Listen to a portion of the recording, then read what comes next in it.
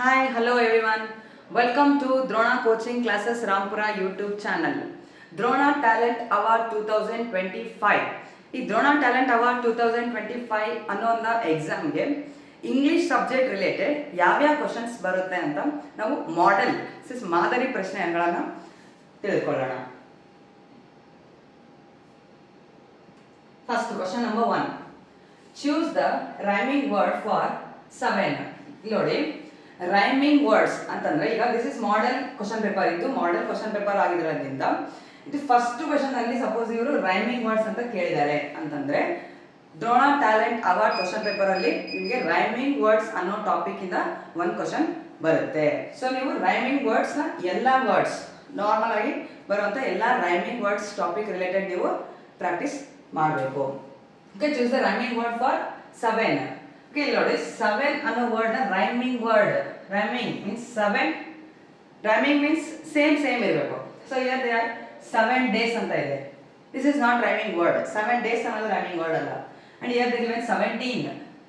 7 ಗೆ rhyming word 17? No. And here they given heaven. Yes, 7 Heaven is a rhyming word. ಈ ತರ ಇರಬೇಕು same. 7 Heaven means pronunciation must be same. ಉಚ್ಚಾರಣೆ ನಮಗೆ same ಇರಬೇಕು. This is 8 ಅಂತ ಕೊಟ್ಟಿದ್ದಾರೆ ನೋಡಿ. 7 8. This is not maths, this is English.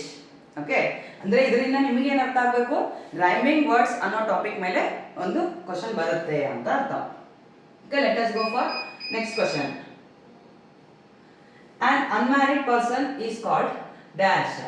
ಇದು ಏನಪ್ಪಾ ಅಂತಂದ್ರೆ this is one word substitution. ಅಂದ್ರೆ ಒಂದು ಟೋಟಲ್ ಸೆಂಟೆನ್ಸ್ ನ ಮೀನಿಂಗ್ ನಾವು ಒಂದೇ ವರ್ಡ್ ನಲ್ಲಿ ಬರೀಬೇಕು.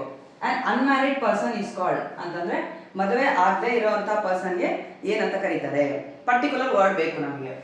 Here the given bachelor, actor, employ, artist. So an unmarried person is called as bachelor. ಇದೇನಿದು bachelor. Option A is correct answer. ಇದರಿಂದ ನಿಮಗೆ ಏನು ಅರ್ಥ ಆಯ್ತು ಅಂತಂದ್ರೆ ಒನ್ ವರ್ಡ್ ಸಬ್ಸ್ಟಿಟ್ಯೂಷನ್ ಅನ್ನುವಂಥ ಟಾಪಿಕ್ ಮೇಲೆ ನಿಮಗೆ ಒಂದು ಕ್ವಶನ್ ಇರುತ್ತೆ. Okay, next question. Rearrange these letters and form a meaningful word. ಇಲ್ಲಿ ನೋಡಿ, ಮೀನ್ಸ್ ಸ್ಪೆಲ್ಲಿಂಗ್ ನ ಕರೆಕ್ಟ್ ಆರ್ಡರ್ ಅಲ್ಲಿ ಅರೇಂಜ್ ಮಾಡಬೇಕು. BEMNOVRE. What is this word? ಈ ವರ್ಡ್ ಏನಾಗಿರ್ಬೋದು? ಫಾರ್ ದಿಸ್ ಈ ತರ ಕ್ವಶನ್ಸ್ ನೀವು ಸಾಲ್ವ್ ಮಾಡಬೇಕಾದಾಗ don't go for direct answer. ನೀವು ಡೈರೆಕ್ಟ್ ಆನ್ಸರ್ ನ ಹುಡುಕುವಂತ ಕೂತ್ರೆ the time will be wasted. ಇಲ್ಲಿ ಟೈಮ್ ವೇಸ್ಟ್ ಆಗುತ್ತೆ. ಸೊ ಟೈಮ್ ವೇಸ್ಟ್ ಆಗಬಾರ್ದು ಅಂತಂದ್ರೆ direct go for options. First letter ಯಾವುದು, ಸೆಕೆಂಡ್ ಲೆಟರ್ ಯಾವುದು ಅನ್ನೋದು ನೀವು ಮೈಂಡ್ ಅಲ್ಲೇ ಮಾಡೋದು ಬೇಕಾಗಲ್ಲ. Go for options. ನೋಡಿ, ನವೆಂಬರ್ ಅಂತ ಇದೆ. Here the given November. Here the given November. Here the given November. ಇಲ್ಲಿ ನವೆಂಬರ್ ಅನ್ನೋ word which sentence which word is correct? ಯಾವ ವರ್ಡ್ ಸ್ಪೆಲ್ಲಿಂಗ್ ಕರೆಕ್ಟ್ ಇದೆ? Here the given C November. ನೀವು ಇದನ್ನ 2 types ಮಾಡ್ಬೋದು. ಸಪೋಸ್ ನಿಮಗೆ weeks and months, Sunday, Monday, January, February ಅವೆಲ್ಲವೂ meanings and words spellings ಗೊತ್ತಿತ್ತು ನಿಮಗೆ ಅಂತ ಅಂದರೆ you can directly do the answer. ನೀವು ಡೈರೆಕ್ಟ್ ಆಗಿ ಆನ್ಸರ್ ಮಾಡ್ಬೋದು. ಸಪೋಸ್ ನಿಮಗೆ ಸ್ಪೆಲ್ಲಿಂಗ್ ಗೊತ್ತಿಲ್ಲ ಅಂತಂದ್ರೆ ದೇರ್ ಇಸ್ ಅನದರ್ ವೇ. ಇನ್ನೊಂದು ಥರ ಕೂಡ ಅದನ್ನು ಮಾಡ್ಬೋದು. ಇಲ್ಲಿ ನೋಡಿ, ಈ ಫಸ್ಟ್ ವರ್ಡ್ ನಲ್ಲಿ ಎ ಅನ್ನೋ ಲೆಟರ್ ಇದೆ, ಎನ್ ಇದೆ, N, O, O, V, V. Here they given A. Here where is A? Question ಅಲ್ಲಿ ಎ ಅಂತ ಇದೆನಾ? No. So this is wrong. Next, here they given November. ಇಲ್ಲಿ ನೋಡಿ, NOVEMBAR. Again they given A year. ಈ A ಅಂತ ಕೊಟ್ಟಿದ್ದಾರೆ. Question ಅಲ್ಲಿ ಎಲ್ಲಾದ್ರೂ ಎ ಅಂತ ಇದೆನಾ? ನೋ. ನೆಕ್ಸ್ಟ್ ಇಸ್ NOVEMBERE ಅಂತ ಇದೆ. Here the given E 3 times. ಇಲ್ಲಿ ಇ ಅನ್ನೋದು ಎಷ್ಟು ಸಾರಿ ಕೊಟ್ಟಿದ್ದಾರೆ ನೋಡಿ, ಇ ಇ ಇ. ಕ್ವಶನ್ ಅಲ್ಲಿ ನಮಗೆ ಇ ಎಷ್ಟು ಸಾರಿ ಇದೆ? Here is 1 E, this is second E. 2 times ಇದೆ ಇ ನಮಗೆ. ಬಟ್ ಇಲ್ಲಿ ಆನ್ಸರ್ ಅಲ್ಲಿ they have given 3 times. So this is also wrong. ಇದು ಕೂಡ wrong and B also wrong. Next here ನೋಡಿ, N N, O O, V V, E E, M M, B B, E E, R R. Total, this is correct spelling of November ಅನ್ನೋವಂಥದ್ದು correct spelling ಯಾವುದಾಗಿದೆ? NOVEMBER is correct spelling. Suppose ನಿಮಗೆ ಜನವರಿ, ಫೆಬ್ರವರಿ, ಮಾರ್ಚ್ ಇವೆಲ್ಲದದ್ದು spelling ಗೊತ್ತಿತ್ತು ಅಂತಂದರೆ you can directly do, you can save time. Suppose ಗೊತ್ತಿಲ್ಲ ಅಥವಾ ಬೇರೆ ಯಾವುದಾದ್ರೂ ವರ್ಡ್ ಕೊಟ್ಟರು, not in weeks and months ಕೊಡಲಿಲ್ಲ, ಬೇರೆ ಯಾವುದಾದ್ರೂ ವರ್ಡ್ ಕೊಟ್ಟರು ಅಂತಂದರೆ do the second method, choose ಲೆಟರ್ಸ್ನ ನೀವು ಚೂಸ್ ಮಾಡ್ತಾ ಹೋಗಬೇಕು. Okay, next is before going to question, ಇಲ್ಲಿ ಒಂದಿದೆ ನೋಡಿ, ರಾಜ್ಯ ಮಟ್ಟದ ದ್ರೋಣ ಟ್ಯಾಲೆಂಟ್ ಅವಾರ್ಡ್ 2025 ನಲ್ಲಿ ನಡೆಸುವಂತಹ ರಾಜ್ಯ ಮಟ್ಟದ ದ್ರೋಣ ಟ್ಯಾಲೆಂಟ್ ಅವಾರ್ಡ್. ಇದರಲ್ಲಿ in this exam you have total 2 lakhs prize money. Total ಇಲ್ಲಿ ನಿಮಗೆ ಆ ಎಕ್ಸಾಮ್ನಲ್ಲಿ toppers, top 1, top 2, top 3, top 4 and top 5 ಬರುವಂತಹ ವಿದ್ಯಾರ್ಥಿಗಳಿಗೆ ಇಲ್ಲಿ ಪ್ರೈಸ್ ಮನಿಯನ್ನು ಇಟ್ಟಿದ್ದಾರೆ. Total up to 2 lakhs. ನೋಡಿ, first prize is 60,000, second prize is 50,000, third prize is 40,000, fourth prize is 30,000 and fifth prize is 20,000. And another one, suppose ಇದಕ್ಕೆ what is the entry fees ಅಂದರೆ ಈ ಎಕ್ಸಾಮ್ನ ಬರೀಬೇಕು ಅಂತಂದರೆ ಅದಕ್ಕೆ ಎಂಟ್ರಿ ಫೀಸ್ ಎಷ್ಟಿದೆ ಅಂತಂದರೆ ಇಲ್ಲಿದೆ ನೋಡಿ, ಎಂಟ್ರಿ ಫೀಸ್ 100 rupees. ಓಕೆ, ಇದಕ್ಕೆ ಎಷ್ಟಿರುತ್ತೆ ಅಮೌಂಟು? 100 rupees ಇರುತ್ತೆ. ಈ ಎಕ್ಸಾಮ್ ಯಾವಾಗಿರುತ್ತೆ? ಇಲ್ಲಿದೆ ನೋಡಿ, ಪರೀಕ್ಷಾ ದಿನಾಂಕ 23rd March 2025 ಸಂಡೇ. ಈ ಎಕ್ಸಾಮ್ ಯಾವಾಗಿದೆ? 23rd March 2025 ಸಂಡೇ ಇದೆ. Timing is morning 11 o'clock. ಯಾವಾಗ? ಸಂಡೇ ಮಾರ್ನಿಂಗ್ 11 o'clock ಈ ಎಕ್ಸಾಮು ಇರುತ್ತೆ. And next is how to register. ಈ ಎಕ್ಸಾಮ್ನ ಬರೀಬೇಕು ಅಂತ ಅಂದರೆ ನಾವು ಹೇಗೆ ರಿಜಿಸ್ಟರ್ ಮಾಡಿಸೋದು ಅಂತಂದರೆ ಇಲ್ಲೊಂದಿದೆ ನೋಡಿ, ದ ನಂಬರ್ ಇಲ್ಲಿದೆ ನೋಡಿ, ನಂಬರ್ 9741312170. ಈ ನಂಬರ್ಗೆ ನೀವು ವಾಟ್ಸಪ್ನಲ್ಲಿ ಹಾಯ್ ಅಂತ ಮೆಸೇಜ್ ಮಾಡಿದರೆ you will get a link. ನೀವು ಹಾಯ್ ಅಂತ ಮೆಸೇಜ್ ಹಾಕಿದ ತಕ್ಷಣ ನಿಮಗೊಂದು ಲಿಂಕ್ ಬರುತ್ತೆ. ಆ ಲಿಂಕ್ನಲ್ಲಿ you have to go to the link. ಆ ಲಿಂಕ್ನ ಕ್ಲಿಕ್ ಮಾಡಿ ಅಲ್ಲಿ ನಿಮಗೆ ಕೇಳುವಂಥ ಕ್ವಶನ್ಸ್ಗೆ ಆನ್ಸರ್ ಮಾಡಿ. ಆ ಕ್ವಶನಲ್ಲಿ ಏನಿರುತ್ತೆ ಅಂತಂದರೆ ವಿದ್ಯಾರ್ಥಿಯ ಹೆಸರು, ತರಗತಿ, ವಿಳಾಸ, ತಂದೆಯ ಹೆಸರು, ಶಾಲೆಯ ಹೆಸರು ಮತ್ತು ನಿಮ್ಮ ಮೊಬೈಲ್ ನಂಬರ್, ಇಷ್ಟು ಡೀಟೇಲ್ಸ್ನ ನೀವು ಆ ಲಿಂಕಲ್ಲಿ ಫಿಲಪ್ ಮಾಡಿ ಸಬ್ಮಿಟ್ ಕೊಟ್ಟರೆ your registration is done. And amount, ಆ 100 rupees ಎಂಟ್ರಿ ಫೀಸ್ನ ನೀವು ಅವಾಗೇ ಪೇ ಮಾಡಬೇಕಾಗಿಲ್ಲ. ಇಲ್ಲಿ ಎಕ್ಸಾಮ್ಗೆ ಬಂದುಬಿಟ್ಟು ಅಮೌಂಟ್ ಪೇ ಮಾಡಿ ನೀವು ಹಾಲ್ ಟಿಕೆಟ್ನ ತೊಗೊಂಡು ಎಕ್ಸಾಮ್ನ ಬರೀಬೇಕು. ಓಕೆನಾ? ನೆಕ್ಸ್ಟ್, ನೋಂದಣಿಗೆ ಕೊನೆಯ ದಿನಾಂಕ, ಲಾಸ್ಟ್ ಡೇಟ್ ಯಾವುದಿದೆ ಅಂತಂದರೆ 21 March 2025 ವರೆಗೂ ಇದೆ.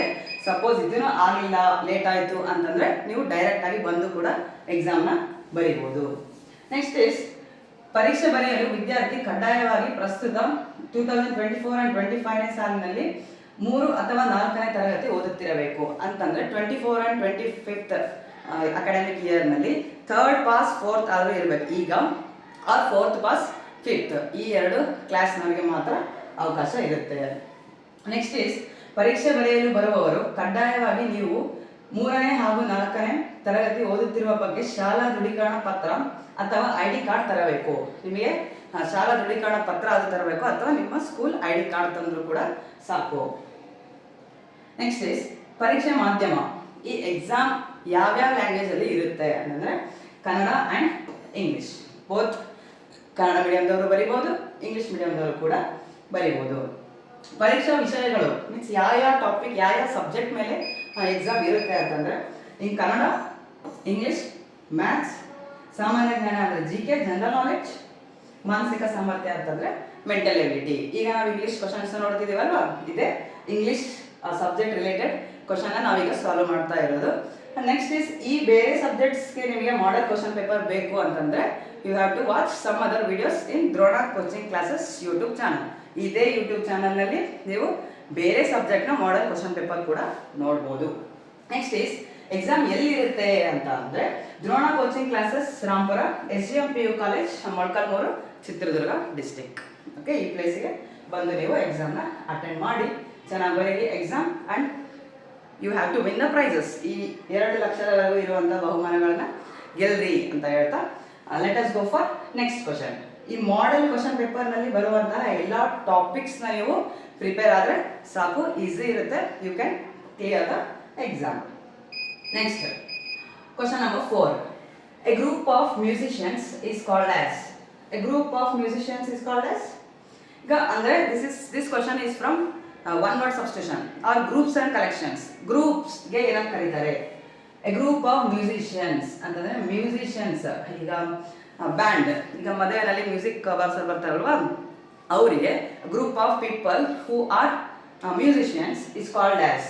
ಹಾಗೆ ನಾವು ದಿಸ್ ಇಸ್ ಬ್ಯಾಂಡ್ ಅಂತ ಕರಿತೀವಿ. Band, a group of musicians is called band. ನೀವು ಡೈರೆಕ್ಟ್ ಆಗಿ ಕೂಡ ಹಾಕ್ಬೋದು, ಬ್ಯಾಂಡ್ ಮೇಳದವರು ಅಂತ ಹೇಳ್ತೀವಲ್ವ, band, that band only, this band. Common sense you can use. Option C, band is correct. A group of musicians is called band. ಅಂದರೆ groups and collections ಅನ್ನುವಂಥ topic ಮೇಲೆ ನಿಮಗೆ ಒಂದು ಕ್ವಶನ್ ಇರುತ್ತೆ. Okay, next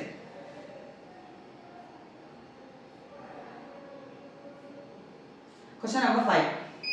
How many parts of speech are there in English? This is easy, very basic question. 3rd and 4th standard and 5th standard students now ಆರಾಮಾಗಿ ಬರೀತಾರೆ. ಇಲ್ಲಿ ನೋಡಿ, how many parts of speech are there in English? Parts of speech ಎಷ್ಟಿದಾವೆ? Means ಇದರಿಂದ ನಿಮಗೆ ಏನು ಅರ್ಥ ಆಗಬೇಕು ಅಂತಂದ್ರೆ, ಪಾರ್ಟ್ಸ್ ಆಫ್ ಸ್ಪೀಚ್ ಅನ್ನುವಂಥ ಟಾಪಿಕ್ ಮೇಲೆ ನಿಮಗೆ ಒಂದು ಕ್ವಶನ್ ಇರುತ್ತೆ. Okay, how many parts of speech are there in English? There are 8 parts of speech. 8 is correct answer. Okay, next. This identify the verb. Here, parts of speech ಮೇಲೆ another. This is a question from verb. ಈ sentence ನಲ್ಲಿ verb ಯಾವುದು ಅಂತ ಹೇಳಬೇಕು. I play football in the evening. In this sentence, which is verb? Verb means action word. ಅಂದ್ರೆ ಈ sentence ನಲ್ಲಿ ಅವರು ಯಾವ ಆಕ್ಷನ್ ಮಾಡ್ತಾ ಇದ್ದಾರೆ? Here they are play. Play is the verb. Play is verb, action word. So here they given evening, football, play, I. ಯಾವುದು verb ಆಗುತ್ತೆ? Here play is verb, football is noun, and I is pronoun. Evening is object of the sentence. Okay, parts of speech ಮೇಲೆ ನಿಮಗೆ ಒಂದು question ಬರುತ್ತೆ. ಈ verb ಅಂತ ಬಂದಿದೆ, may be ನಿಮಗೆ ಕ್ವಶನ್ ಪೇಪರ್ ಅಲ್ಲಿ ನೌನ್ ಬರ್ಬೋದು, ಪ್ರೊನೌನ್ ಬರ್ಬೋದು, and some other parts of speech, noun, pronoun, verb, adverb, preposition, conjunction, intersection ಯಾವುದಾದ್ರೂ ಬರ್ಬೋದು, and adjective also. Next is ಇಲ್ಲೊಂದು ಇನ್ಫಾರ್ಮೇಶನ್ ಇದೆ ನೋಡಿ, ಸಮ್ಮರ್ ವೆಕೇಶನ್ 2025. ಸಪೋಸ್ ಈಗ ನಿಮಗೆ ದ್ರೋಣ ಟ್ಯಾಲೆಂಟ್ ಅವಾರ್ಡ್ ಅನ್ನೋದು only 4th and 5th standard ಇರುವಂಥ ಮಕ್ಕಳಿಗೆ ಇರೋದ್ರಿಂದ ನಮಗೆ ಅಥವಾ ನಿಮಗೆ ಇದೇ ದ್ರೋಣ ಕೋಚಿಂಗ್ ಕ್ಲಾಸಸ್ನಲ್ಲಿ ನಮಗೆ ಕೋಚಿಂಗ್ನ ತಗೊಳ್ಬೇಕು ಅಂತ ಆಸೆ ಇದೆ. ಸಪೋಸ್ ಅವ್ರು ಏನು ಮಾಡ್ಬೋದು, ಮೀನ್ಸ್ 4th to 10th ಸ್ಟ್ಯಾಂಡರ್ಡ್ವರೆಗೂ ಸಮ್ಮರ್ ಕ್ಲಾಸಸ್ನ ತಗೋಬೋದು. Only summer 2 months summer classes. ಇದರಲ್ಲಿ ಏನಪ್ಪ ಸ್ಪೆಷಾಲಿಟಿ, ಯಾಕೆ ತಗೋಬೇಕು ನಾವಿಲ್ಲಿ ಕೋಚಿಂಗ್ನ ಅಂತ ಅಂದರೆ, here there is a 4th and 5th Navodaya foundation classes. 4th and 5th standard ಸ್ಟೂಡೆಂಟ್ಸ್ಗೆ ನವೋದಯ ಫೌಂಡೇಶನ್ ಕ್ಲಾಸಸ್ ಇರುತ್ತೆ. Not only Navodaya, Sainik, RMS, Kittur, Morarji, Adarsh, Alike, some other exams. Okay, next 8th, 9th, 10th standard ಅವರಿಗೆ ಏನಪ್ಪ ಸ್ಪೆಷಾಲಿಟಿ ಅಂತಂದರೆ, here they give special coaching for maths, English, science and spoken classes. Spoken English classes ಕೂಡ ಇರುತ್ತೆ. Next is for 6th and 7th standard. 6th ಮತ್ತು 7th standard ಅವರಿಗೆ Kannada, maths, English spoken and GK foundation classes ಇರುತ್ತೆ. ನಿಮ್ಗೆ ಮುಂದೆ ಬೇರೆ ಯಾವುದಾದ್ರೂ competitive ಎಕ್ಸಾಮ್ಸ್ಗಾಗಿರ್ಬೋದು ಅಥವಾ ನಿಮ್ಮ ಸ್ಕೂಲ್ನಲ್ಲೇ ನಿಮ್ಮ ಸ್ಕೂಲಲ್ಲಿ ನೀವು ಟಾಪರ್ ಆಗ್ಬೋದು. Okay, next is and this is for residential and non residential. ವಸತಿ ಸಹಿತ ಮತ್ತು ವಸತಿ ರಹಿತ ಎರಡೂ ಕೂಡ ನಿಮಗೆ ಅವೈಲೇಬಲ್ ಇದೆ. Okay, next he dash my friend. This is easy. he ಅಂತಂದ್ರೆ ನಮಗೆ ಏನು ಬರುತ್ತೆ? he am ಅಂತ ಬರುತ್ತಾ? ನೋ, ಇಲ್ಲಿ ನಮಗೆ ಬರೋದೇನು? I am ಅಂತ ಬರುತ್ತೆ. ಹಿಯರ್ ಆರ್ ಅಂತ ಅಂದ್ರೆ ಪ್ಲೂರಲ್ಗೆ ನಾವು ಯೂಸ್ ಮಾಡ್ಬೇಕು. ಇಲ್ಲಿ ಯು ಆ್ಯಂಡ್ ಮೀ ಆ ಥರ ಇದೆ, ನೆಕ್ಸ್ಟ್ ಆರ್ ಅಂತ ಬರುತ್ತೆ. ಬಟ್ ಇಲ್ಲಿ ಏನಿದೆ? ಸಿಂಗುಲರ್. he ಅನ್ನೋದು singular, so are is wrong. he is ಬರುತ್ತಾ? he is my friend. Correct no? Yes, option C. He is my friend is correct. He has my friend is wrong. ಅದೇನಾಗುತ್ತೆ? Perfect tense ಆಗುತ್ತೆ. He has my friend. So this is he is my friend. ಈ ತರ questions ನ ಹೇಗೆ ಮಾಡೋದು ಅಂತಂದ್ರೆ, ಇಲ್ಲಿ ಇರುವಂತಹ ವರ್ಡ್ಸ್ ನ ನೀವು ಡ್ಯಾಶ್ ನಲ್ಲಿ ಫಿಲ್ ಅಪ್ ಮಾಡಿ ಈ ಸೆಂಟೆನ್ಸ್ ನ ಓದಬೇಕು. He am my friend. ಕರೆಕ್ಟಾ? No. He are my friend. Is it right? No, wrong. He is my friend. Correct? Yes, correct. He has my friend. Is wrong. ನಿಮಗೆ already ಗೊತ್ತಾಗುತ್ತೆ. Means this all helping verbs ನಲ್ಲಿ ನಿಮಗೆ ಒಂದು question Drona talent ಅವಾರ್ಡ್ನ question ಪೇಪರ್ನಲ್ಲಿ English subject related ಒಂದು question ಬರಬಹುದು. Okay, next. So how many consonants are there in English? ನೋಡಿ, easy. How many consonants? ಈಗ ಟೋಟಲ್ ಇಂಗ್ಲಿಷ್ ನಲ್ಲಿ how many alphabets are there? Alphabets means A, B, C, D letters total Z ವರೆಗೂ ಎಷ್ಟಿದಾವೆ? There are total 26 ಇದಾವೆ. In that how many vowels are there? 26 ನಲ್ಲಿ ನಿಮಗೆ 5 are vowels. 5 vowels. ಯಾವಪ್ಪ 5 vowels ಅಂತಂದ್ರೆ A, E, I, O and U. These are 5 vowels. Next, how many consonants are there ಅಂತಂದ್ರೆ ಈ 26 ನಲ್ಲಿ ಈ 5 vowels ನ ಬಿಟ್ಟು remaining all consonants.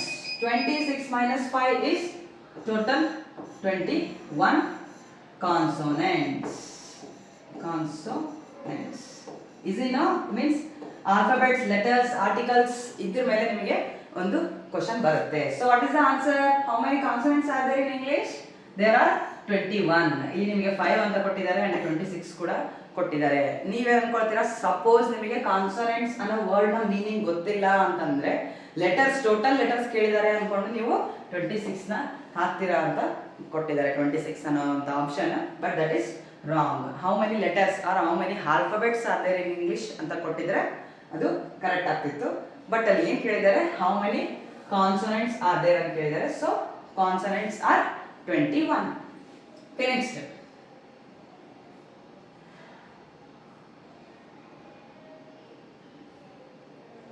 Next is the sound of cats.